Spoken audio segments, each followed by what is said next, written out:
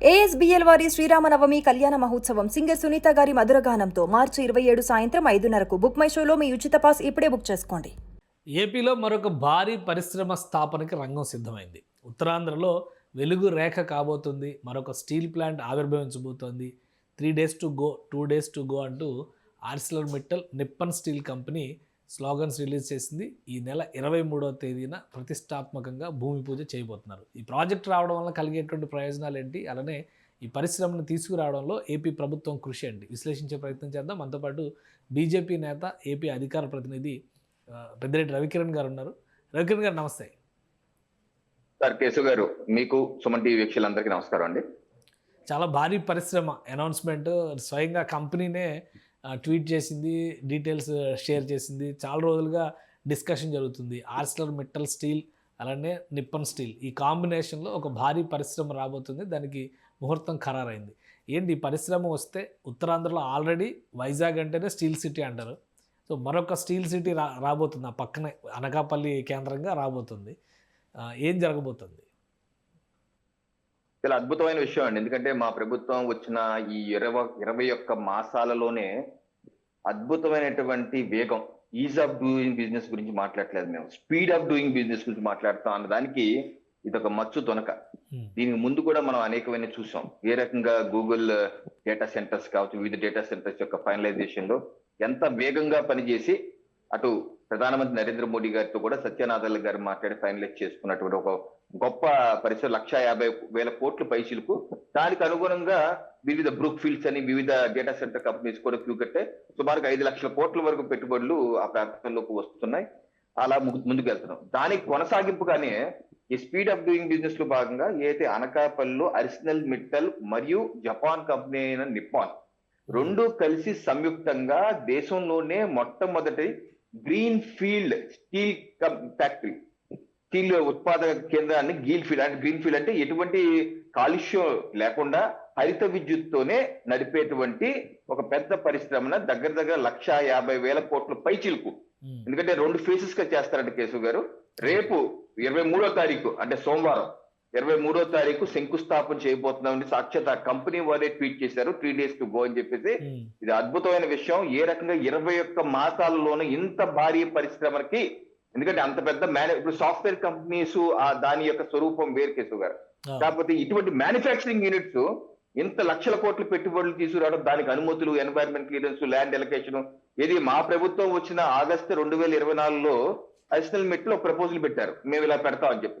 వెంటనే వేగంగా స్పందించిన మా ప్రభుత్వం 2200 ఎకరాలు ఆ అనకాపల్లి దగ్గర ఎలకేట్ చేయటం, అలాగే దానికి సంబంధించినటువంటి పర్యావరణ అనుమతులు చకచక చేసుకుపోవటం, దానికి కావాల్సినటువంటి ముడి పదార్థాలు, ఐరన్ ఓర్ లాంటివన్నీ బాలాసూర్ ఒరిస్సా నుంచి ఒక పైప్ లైన్ ద్వారా ఏదైతే ఎన్ఎస్డిసి వాళ్ళది ఉంది, వాళ్ళకు పైప్ లైన్ దానికి అనుబంధంగా చేసుకుంటే అక్కడైనా సమస్యలు వస్తే అది కూడా చంద్రబాబు నాయుడు గారి కేంద్ర ప్రభుత్వం మాట్లాడి క్లియర్ అప్ చేసి దానికి ఒక పైప్ లైన్, దీనికి విడిగా ఒక 75 కిలోమీటర్లు విడిగా ఒక పైప్ లైన్ వేసే విధంగా వాళ్ళకి ఇబ్బంది లేకుండా చేయటం, సెట్ చేయటం.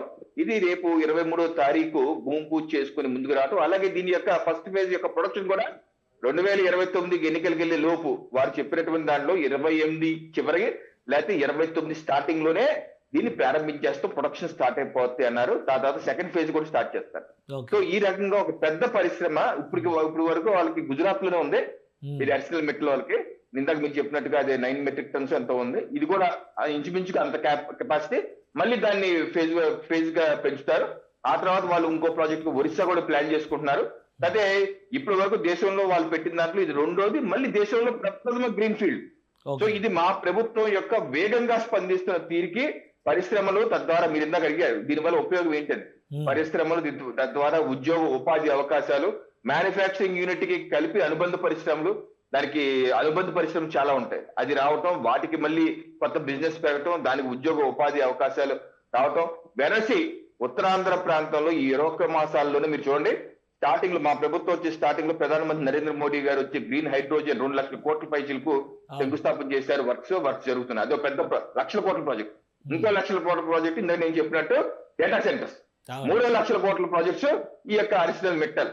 ఈ రకంగా అద్భుతమైనటువంటి పారిశ్రామిక అభివృద్ధి ఏదైతే మా ప్రభుత్వం లక్ష్యం పెట్టుకుని ఒక హామీ ఇచ్చాం ప్రజలకి, మా యొక్క 5 ఏళ్ల సమయంలో 30 లక్షల కోట్ల పెట్టుబడులు తీసుకొస్తాం, 20 లక్షల పైచీలకు ఉద్యోగ ఉపాధి అవకాశాలు కల్పిస్తామని చెప్పి ఆ దిశగా మా ప్రభుత్వం, రాష్ట్రంలో ఎన్డీఏ ప్రభుత్వం, కేంద్రంలో ఎన్డీఏ ప్రభుత్వం, డబుల్ ఇంజిన్ సర్కార్ వేగంగా పనిచేస్తుంది. ప్రజల యొక్క ఆశలు ఆకాంక్షలు తీరుస్తాం కేశవ్ గారు. కానీ అంటే ఒకటి, వైజాగ్లో ఇప్పటికే ఒక స్టీల్ ప్లాంట్ ఉంది, అదే ఇబ్బందుల్లో ఉంది, సరైనటువంటి సపోర్ట్ లేదని ఆ మధ్య ఏదో అసలు మూతపడుతుందనే ప్రచారం కూడా జరిగింది, ప్రైవేట్కి ఇచ్చేస్తున్నారని చెప్పని. మళ్ళీ ఇప్పుడు అక్కడ ఒక స్టీల్ ప్లాంట్ రావడం అంటే ఆ ఇన్ఫ్రాస్ట్రక్చర్ కానీ, దానికి కావాల్సినటువంటి ముడి సరుకుల సరఫరా కానీ పాసిబిలిటీ ఉంటుందా? దీన్ని కథ వేరండి, దాని కథ వేరు. అది ప్రభుత్వ PSU, public sector unit. For example మీకు హైదరాబాద్ లో దూరదర్శన్ కేంద్రం ఉండేదండి మా చిన్నప్పుడు, మీ చిన్నప్పుడు కూడా. మరి దూరదర్శన్ కేంద్రం పక్కనే ఇప్పుడు మీ సుమన్ టీవీ ఉంది, ఏబిఎన్ ఉంది, టీవీ9 ఉంది, అన్ని వచ్చాయి. అంటే దూరదర్శన్ కేంద్రం మూసేద్దామనా? ఈ రోజు ఆ దూరదర్శన్ కేంద్రం ఉందా, మూసేశారా? ఇక విజయవాడలో కూడా ఉంది, రాష్ట్రం విడిపోయాక విజయవాడలో కూడా ఉంది. దాని పని అదే, దీని పని ఇదే. ప్రైవేట్ ప్లేస్ వాళ్ళు పని చేసుకుంటారు. గవర్నమెంట్ ఒకటి సార్, ఉద్యోగ ఉపాధి అవకాశాలు రాష్ట్ర ఆర్థికంగా, దేశం ఆర్థికంగా అభివృద్ధి కేవలం ప్రభుత్వం స్పెండ్ చేస్తేనే సరిపోతుంది. మీరన్నట్టు విశాఖ స్టీల్ ప్లాంట్ అన్ని రకాలుగా సహకారం అందిస్తారు. మా ప్రభుత్వం, ఎన్డీఏ ప్రభుత్వం వచ్చాక బెయిల్అవుట్ ప్యాకేజ్ ఇవ్వడం జరిగింది, వాళ్ళు అన్ని రకాలుగా సహకరిస్తున్నారు. ఇప్పుడు ప్రాఫిట్ లో కూడా వచ్చిందని చెప్పి అంటున్నారు రీసెంట్ గా. అంటే ఓవరాల్ ప్రాఫిట్స్ కాదు, ఈ ఫైనాన్షియల్ దాంట్లో ప్రాఫిట్ లో పడిందని చెప్పి అంటున్నారు. దాన్ని సెట్ చేస్తున్నారు. మా ప్రభుత్వం వచ్చాక మా భూపతి శ్రీనివాస్ వర్మ గారు, ఎంఓఎస్ ఫర్ స్టీల్, వారు నిరంతరం దాన్ని పర్యవేక్షిస్తున్నారు. అలాగే కేంద్ర మంత్రి కర్ణాటక మన కుమారస్వామి గారు, వారు స్వయంగా వచ్చారు, హామీ ఇచ్చారు, నిలబెడతామన్నారు, అందరూ కలిసి రండి అన్నారు, శ్రమిద్దాం, కష్టపడి పని చేద్దాం అన్నారు. అలాగే చేస్తున్నారు. దాని పని అది, దీని పని ఇది. సో ఇది కొత్త పరిశ్రమ ఇక్కడితో ఆగిపోయిందంటే ఇంకోటి మళ్ళీ అది స్టీల్ అన్న మనకేమన్నా ప్రపంచం వస్తుంది, స్టీల్ రిక్వైర్మెంట్ ఉంది. మన భారతదేశంలో కూడా అనేక నిర్మాణాలు చేస్తున్నాం, మనకు కూడా స్టీల్ రిక్వైర్మెంట్. ఇక్కడతో అయిపోతే ఆయన ఒరిస్సాలో పెడతా అన్నారు. ఇంకోటి ఇది అడిషనల్ మెటర్.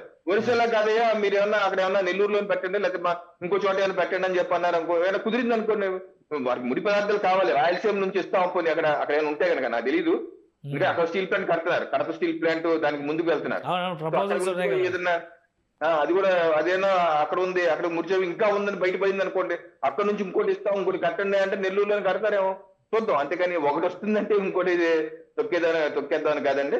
అన్ని కలిసి పనిచేసుకుంటే రాష్ట్రంలో అభివృద్ధి, ఉద్యోగ అవకాశాలు కల్పించడమే ధ్యేయంగా పనిచేస్తాం. అంటే ప్రైవేటీకరణ విమర్శలు ఇప్పటికి కూడా విమర్శలు చేస్తూనే ఉన్నారు. వైజాగ్ స్టీల్ ప్లాంట్ విషయంలో ప్రైవేట్కి అప్పగించే ప్రయత్నాలు జరుగుతున్నాయి, తెర వెనుక ప్రయత్నాలు జరుగుతున్నాయి. ఇప్పుడు అలా ఈ రెండింటికి పోలికని కాదు, కానీ అటువంటి పరిస్థితిలో ఇంత పెద్ద ప్లాంట్, దేశంలోనే first green field steel plant ఏర్పాటు అవడం అనేది ఉమ్మడి విశాఖ పరిధిలో చూస్తే ఇప్పుడు అనకాపల్లి ప్రాంతంలో వస్తుంది ఇది. సో ఇది ఆ ప్రాంతంలో ఉద్యోగాలకు కానీ ఆర్థిక స్వావలంబనకు కానీ ఎంతవరకు సహకరించే అవకాశం ఉంది? తప్పనిసరిగా విశాఖ అభివృద్ధికి విశాఖ స్టీల్ ప్లాంట్ యొక్క స్థాపన ఉపయోగపడిందా లేదా మనకు తెలుసు కదా, మనం కూడా చూసాం ఎలా ఉపయోగపడిందో అని. అలాగే తప్పనిసరిగా ఈ యొక్క కొత్త స్టీల్ ప్లాంట్ అడిషనల్ మెటల్ ఏదైతే నిప్పాన్ వస్తుందో అనకాపల్లిలో ఆ ప్రాంత సమగ్ర అభివృద్ధికి, రాష్ట్ర అభివృద్ధికి, దేశ అభివృద్ధికి బాటుపడతాయి. అయితే ఒక పరిశ్రమకి ఇంకో పరిశ్రమకి, ఒక సిమెంట్ పరిశ్రమ లాస్ లో ఉంది అంటే ఇంకో సిమెంట్ పరిశ్రమ పెట్టరా, లేకపోతే అవసరం లేదా, లేకపోతే వాళ్ళకి ఎలా సాధ్యం అంటే ఎవరు ఫైనాన్షియల్ మోడల్ వాళ్ళదండి, ఎవరు మార్కెటింగ్ మోడల్ వాళ్ళదండి. ఇప్పుడు ఒక సిమెంట్ పరిశ్రమ నాకు తెలిసి రాయలసీమలో కొన్ని మూతపడ్డాయి. ఇండస్ ఏదో సిమెంట్ మరి భారతీయ సిమెంట్ రన్ అవుతుంది కదా, మరి ఆ పక్కన వేరే సిమెంట్ ఫ్యాక్టరీలు మూతపడ్డాయి. ఇది ఎలా రన్ చేస్తున్నారంటే ఎవరు ఫైనాన్షియల్ మోడల్, ఎవరు లీడర్షిప్ వాళ్ళదే, ఎవరు మార్కెటింగ్ స్ట్రాటజీ వాళ్ళదే. ఇప్పుడు కాకినాడలో పెడుతున్నారు గ్రీన్ అమోనియా, మా ఇంటి పక్కన. అది ఎక్స్పోర్ట్ మొత్తం అంతా వేరే యూరోపియన్ కంట్రీస్ ఎక్స్పోర్ట్ చేస్తారు గ్రీన్ అమోనియా, ఇండియా కూడా కాదు. అలా ఇప్పుడు తయారు చేసేది ఎక్స్పోర్ట్ చేస్తారే వాళ్ళు. ఎందుకంటే యూరోప్ సమాజం, ఇప్పుడు మనం ఎఫ్టీఏ చేసుకున్నాం యూరోప్ ఏది కొనాలన్నా సరే ఇలాంటి గ్రీన్ అంటే కాలుష్య రహితతో తయారు చేసిన వాటికి ఇంపార్టెన్స్ ఇస్తారు. వాళ్ళు మిగతాది దిగుమతి వాళ్ళు చేసుకోరు. సో అలాగే ఆ సెక్టార్ లో మరి మిట్టల్లో మరి లండన్ అయింది కదా, మరి ఎన్ని తీసుకెళ్లి యూరోప్ మార్కెట్ లో అమ్ముకుంటారేమో. వాళ్ళ మార్కెటింగ్ స్ట్రాటజీ వేరు, వీళ్ళ మార్కెటింగ్ స్ట్రాటజీ వేరు. వాళ్ళ ప్రొడక్ట్ విధానం, ఏం ప్రొడక్ట్స్ తయారు చేస్తున్నారు, ఆర్ఐఎన్ఎల్ ప్రొడక్ట్స్ వేరే, బార్లు, పెల్లెట్లు, రకరకాలు ఉంటాయండి. దానికి స్టీల్ అంటే ఒకటే కాదు, 100 రకాలు ఉన్నాయి. ఈయన ఏ రకాల ప్రొడ్యూస్ చేస్తారో మనకు తెలియదు. ఈయన ఏ రకమైన మార్కెట్ ప్రొడ్యూస్, ఎవరి మార్కెట్ వాళ్ళది, ఎవరి మార్కెటింగ్ స్ట్రాటజీ. అంటే వీళ్ళు కూడా ఇద్దరు కాంబినేషన్ కదా. నిప్పన్ స్టీల్ అంటే మళ్ళీ అది Japan based company, Arcelor metal ఏమో యూకే నుంచి వచ్చిన వ్యక్తి. అంటే ఇది ఒక ఇంటర్నేషనల్ మార్కెట్కి రాబోయేటువంటి రోజుల్లో ఒక మేజర్ ప్రొడ్యూసర్గా విశాఖలో ఏర్పాటు కాబోయేటువంటి ప్లాంట్ పనిచేస్తుందని అనుకోవచ్చా? తప్పనిసరిగా, ఎందుకంటే వాళ్ళు సముద్ర తీరంలో పెడుతున్నారు కదా. తట్టకు కూడా కారణం అంటే 2200 ఎకరాలు సముద్ర తీరం వెంబడి ఇస్తున్నాం. అంటే ఏంటి, export. They are looking mainly for exports. Okay. అలాగే ఇంపోర్ట్ కూడా, సరుకు దిగుమతి కూడా ఈజీ అవుతుంది. సో ఎక్స్పోర్ట్ కూడా చేస్తారు. సో రెండు ఏది ఇన్వెస్ట్ చేస్తున్నారు, ఇద్దరు వేరే దేశం వాళ్ళు కాబట్టి డెఫినెట్ గా ప్రపంచవ్యాప్త మార్కెట్ ని చూసుకుంటారు. దిగ్గజ కంపెనీలు, ప్రైవేట్ ప్లేయర్స్ వస్తారు, ఇంకా ఇన్వెస్ట్ చేయాలి. అలాగా సస్టైన్ అవుతారని పెడతారు. ఎవరన్నా వ్యాపారం చేసేది లాభాలు వస్తాయని పెడతారు కదా, లాస్ వస్తాయని పెడతారు కదా. సో వాళ్ళ ఫైనాన్షియల్ మోడల్ మనం కూడా 6 ఏళ్ళలో మనం రివైవ్ చేస్తున్నాం. ఇది ఎక్కడ ప్రైవేటైజ్ చేయటం లేదు. సో మోడర్న్ టెక్నాలజీ మొత్తం. మొత్తం దాన్ని కూడా ప్రస్తుత కాలమాన పరిస్థితులు తగ్గట్టు అన్ని మలుచుకోవాలండి, తప్పదు. నేను కంప్యూటర్ తీసుకురాను, మన బ్యాంకుల్లో కంప్యూటర్ వద్దని చెప్పి ఉద్యమాలు చేశారు మహానుభావులు. ఏదో మా ఉద్యమం, అది కంప్యూటర్లు వస్తే ఉద్యోగాలు పాడైపోతే, వినియోగదారు నష్టపోతాను, అది ఎర్రజెండా అన్నారు. ఏమైందంటే ఇప్పుడు అది ఈ ఎర్రజెండా బ్యాచ్ అక్కడ ఉన్నంత వరకు దేశం బాగుపడదు. అలాగే అంటుంటారు. సో అలాగే RINL కూడా అదే సమస్య, ఎర్రజెండా సమస్య. సో ఇవన్నీ ఉంటాయి. ఎన్ని సమస్యలు సెట్ చేసుకుంటా RINL కాపాడుకుంటాం. అలాగే అరిసినల్ మెట్టలే కాదు, రేపు ఇంకోళ్ళు ఎవరో పెడతారు, లేకపోతే మీరు నేను కలిసి ఇంకోటి పెడతానో వాళ్ళకి తెలియదు. ఎవరన్నా ప్రతి వాడు పెట్టుకోవచ్చు, ప్రతి ఎంటర్ప్రెన్యూర్ పెట్టుకోవచ్చు. చంద్రబాబు నాయుడు గారు ఉన్నారు, ప్రతి ఇంటికి ఒక ఎంటర్ప్రెన్యూర్ రావాలి, వస్తేనే కొత్త ఆలోచనతో వచ్చి పెడతాడు, తప్పేంటి. దాన్ని స్వాగతించాలండి. రైట్. థ్యాంక్ యూ రవికిరణ్ గారు విశ్లేషణ అందించినందుకు. ఇది విశాఖ తీరంలో, అంటే ఉమ్మడి విశాఖ తీరంలో అనకాపల్లి కేంద్రంగా ఏర్పాటవుతున్నటువంటి అర్సలర్ మెటల్ నిప్పన్ స్టీల్ కంపెనీ ఖచ్చితంగా దేశానికి ఒక దిక్సూచి అవుతుంది. రాబోయేటువంటి రోజుల్లో మోడర్న్ టెక్నాలజీని ఉపయోగించడం ద్వారా విదేశాలకు ఎగుమతి చేసేటువంటి స్టీల్ ఇక్కడ తయారయ్యే అవకాశాలు ఉన్నాయని రవికిరణ్ గారు విశ్లేషిస్తున్నారు. ఇది స్పెషల్ డిస్కషన్. Keep watching.